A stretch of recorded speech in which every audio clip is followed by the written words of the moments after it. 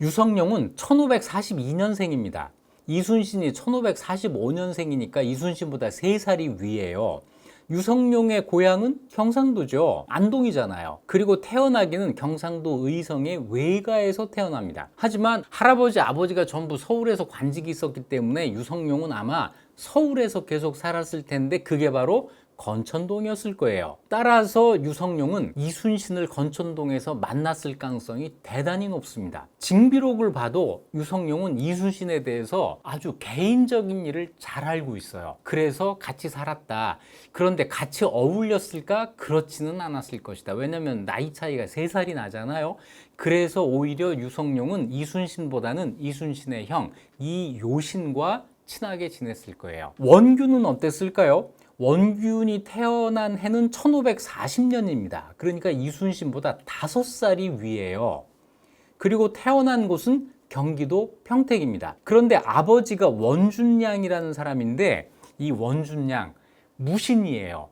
무신인데 정말 문제의 인물입니다. 원균은 사실은 그렇게 나쁜 소리 많이 듣지 않았어요. 이순신 때문에 갑자기 나쁜 사람이 돼서 그렇지. 그런데 이 아버지 원준양은 그러지가 않아요. 실록에서 원준양을 찾아보면 칭찬하는 말이 한마디도 없어요. 전라수사, 경상수사, 또 경상도 병마사, 길주목사 주로 군대 지휘관을 하면서 지방을 전전을 합니다. 그런데 한 번도 잘했다는 얘기를 듣지를 않아요. 탐호했다. 좀 나쁜 관리야. 탄핵해야 돼. 이런 말들이 계속 나와요. 하지만 어쨌거나 이 원준양이 언젠가 건천동에 살았기 때문에 원균이 거기 살았다는 그런 이야기가 나오게 되겠죠. 하지만 원균은 건천동에 오래 살았던 것 같지는 않아요. 그래서 어린 시절에 원균이 이순신을 만난 것 같지는 않습니다.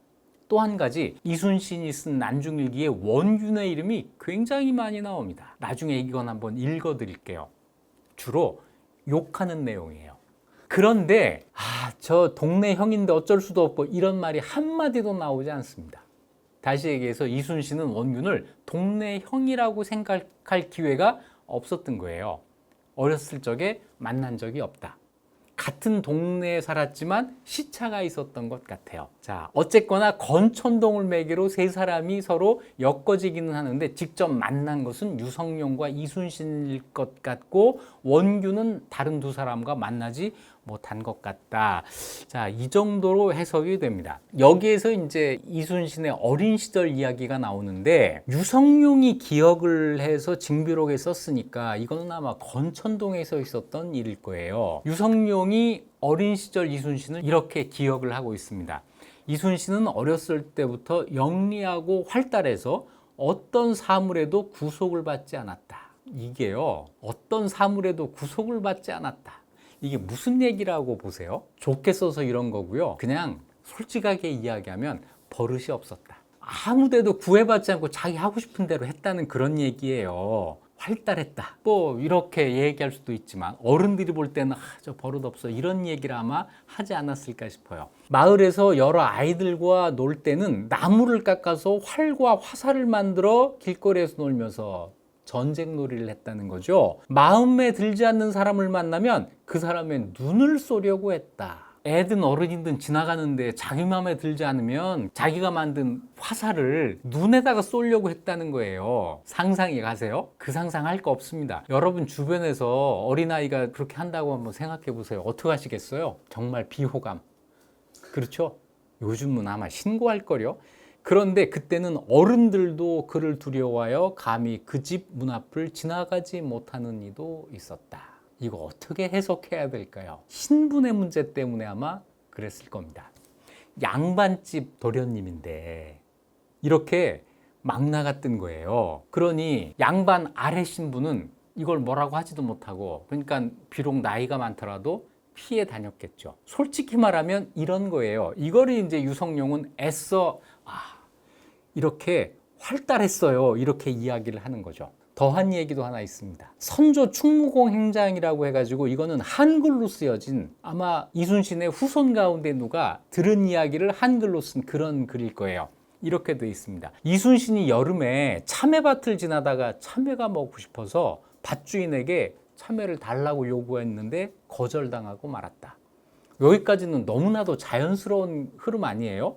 지나가던 아이가 갑자기 저 참외 놔줘 그러면 주인이 뭐라고 하겠어요? 먹미? 뭐 이러지 않았겠어요? 이 다음이 문제예요. 이에 화가 난 그는 집에 가서 말을 타고 그 참외밭을 달려 엉망으로 만들어 버렸다. 야, 이거 이순신을 주인공으로 하는 이야기니까 그렇지, 참외밭 주인을 주인공으로 하는 이런 이야기를 하면 이거 어떻게 그려야 되는 거예요? 거의 뭐 이거는 조폭 아니에요? 참외 하나 안 줬다고 참외밭을 다 망가뜨려 놓는다고요? 그러자 다음부터는 어린 이순신이 지나가기만 해도 그 주인이 참외를 스스로 내주었다. 이거 완전히 삥 뜯은 거잖아요. 참외밭이 건천동에 있기보다는 아산에 있었을 가능성도 있는데, 어쨌거나 이걸 가지고 집에 말이 있을 정도로 가난하지 않았네? 뭐 이것도 있지만 정말 성격 대단했네, 이런 생각을 좀 하겠죠. 자, 그 성격을 좋은 데 쓰면 장군이 되는 거고 나쁜 데 쓰면 조폭, 깡패가 되는 거고 아마 그런 거겠죠. 이순신은 다행히 이걸 그 성격을 좋은 데 쓴 겁니다. 자, 나이가 들어가면서 이제 과거 준비를 시작을 하는데, 조상이 대대로 문신들이었잖아요. 이런 집안에서는 당연히 문과를 준비합니다. 이게 당연한 코스예요. 이순신도 그랬던 것 같아요. 뒷날 이순신의 조카가 이분이라는 사람인데, 이 사람이 자기 삼촌에 대해서 이런 회고를 합니다. 처음에는 큰형님과 둘째형님, 그러니까 큰 삼촌, 둘째 삼촌 희신과 요신이에요. 이 두 분을 쫓아서 유학을 공부했는데 재기가 있어서 성공할 것처럼 보였다. 공부를 꽤 잘했다는 거예요. 그런데 항상 붓을 내던질 뜻을 품곤 했다. 공부를 때려칠 생각을 계속 했다는 거죠. 이런 자세로는 과거 합격 못합니다. 과거는 그냥 아무 생각 안 하고 그냥 1년, 2년, 3년, 4년, 5년, 10년을 그냥 공부하는 사람한테 합격의 문을 허용을 하는 시험이에요. 붓을 던질 듯 이런 거 품으면 과거 급제 못합니다. 그래서 언젠가 과거를 포기한 것 같아요. 그리고 28살에 무과에 응시합니다. 그러니까 아마 20대 초반, 지금 어떤 사람들은 21살 때 포기했다고 하는데 이 근거가 뭔지는 모르겠습니다만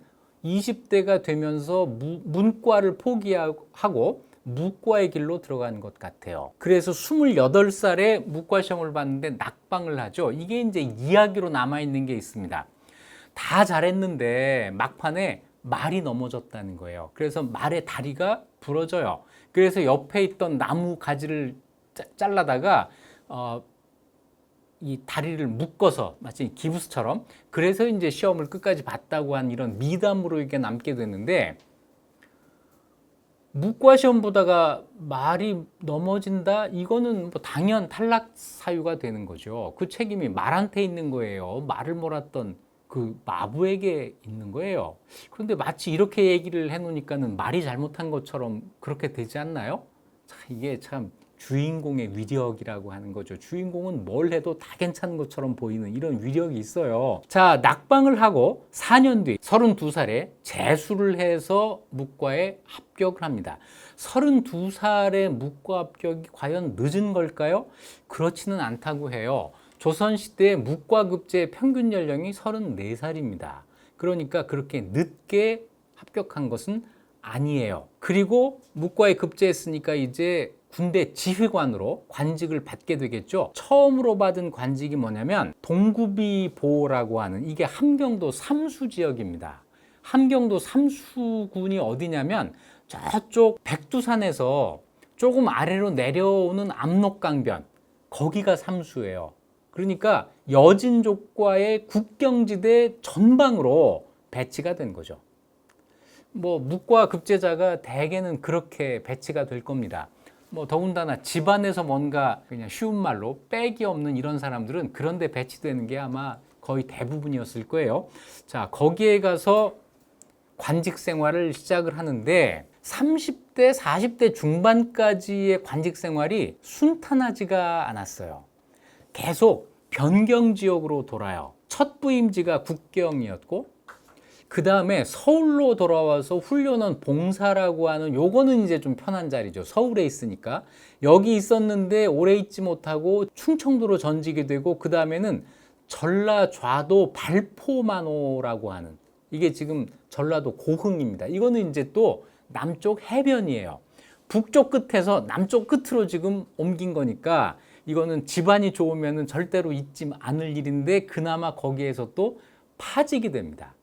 잘못 없이 그 상관에 잘못 보여서 눈 밖에 나서 파직이 되었고 이거는 순전히 이순신을 잘못 알아본 그 상관의 문제야라고 이순신을 주인공으로 하는 자료는 다 이야기를 하지만 이거는 그쪽 이야기도 좀 들어봐야 될 일이에요. 자, 그 다음에 또 함경도로 또 가요. 함경도에서 전전합니다.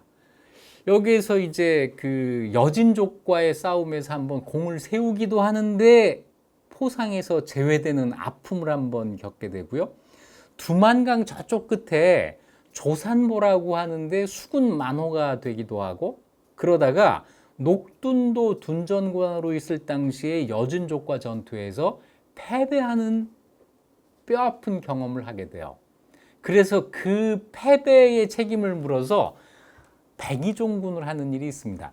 이순신 하면 백의종군이 아주 유명하죠. 그런데 유명한 백의종군은 임진왜란 중에 삼도수군 통제사 자리에 있다가 백의종군한 그걸 이야기하는 거고 이때 백의종군은 유명하지 않은 백의종군이에요. 이때도 한번 백의종군을 했다가 다시 여진족과의 싸움에서 공을 세우고 복직이 됩니다. 이렇게 함경도 지역에서 여진족과의 전투를 전전하다가 45살이 되던 해에 정읍현감이 겨우 돼요. 지금 전라도 정읍의 현감. 45살의 정읍현감, 무과에 급제한 지 13년 뒤에 정읍현감. 이거는 비교적 늦은 출세입니다. 오지에서 근무하고 출세도 늦고 이게 이순신의 30대, 40대 상황인데 대체로 보면 부임한 곳에서 언제나 상관과 불화의 에피소드를 만들어내요. 상관이 시키는 일을 안 됩니다. 못 합니다. 그건 하면 안 되는 일입니다. 누가 떠올라요? 증조 할아버지 떠오르죠.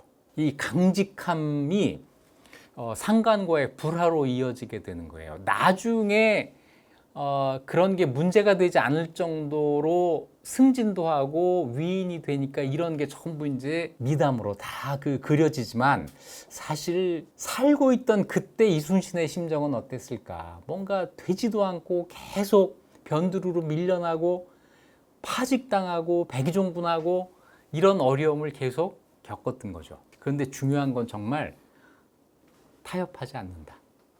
가문의 내력이다. 원칙을 고수한다.